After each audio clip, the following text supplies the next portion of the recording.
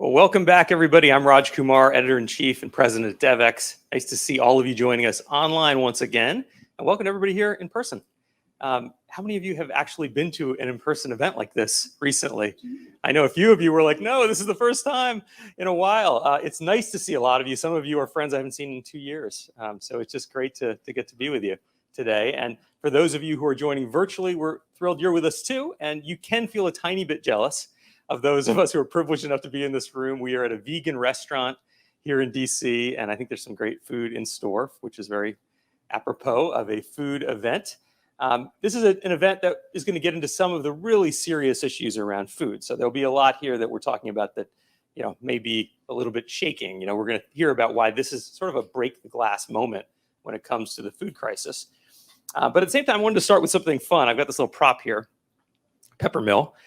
Probably like a lot of you, I am a home cook and became more of a home cook during the pandemic. Anybody else here find themselves spending a lot of time on recipe websites and trying to be gourmet? Well, I'm always struck by how much food has changed, right? In a relatively short span of time. If you think about human history, a very short span of time. So actually pepper, I'm sure in this room of experts, somebody knows where black pepper comes from. But actually my father was from the town of Calicut, in Kerala, where Vasco da Gama landed in 1498. And the reason he went there was because that's where pepper's from, the Malabar coast, right?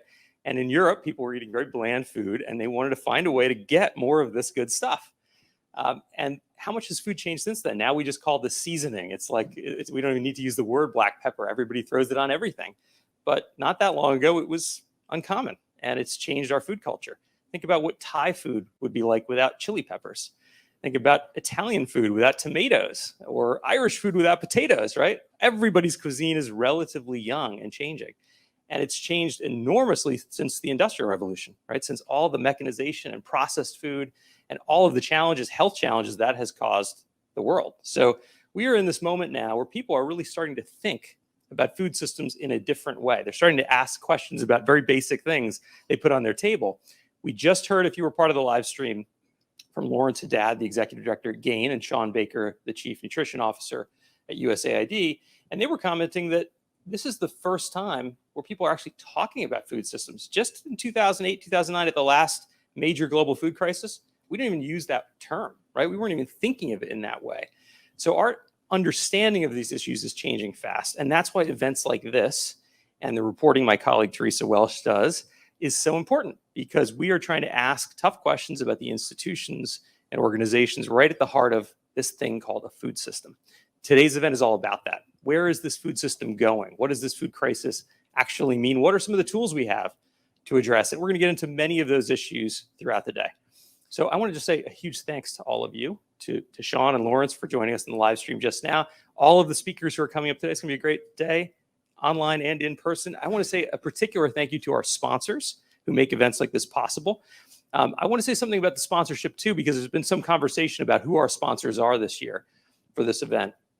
It's important that everybody understand an independent news organization like Devex, we simply cannot do our journalism, whether it's the articles you read online, the newsletters we publish like Devex Dish, or events like this, without the financial support of advertisers and sponsors.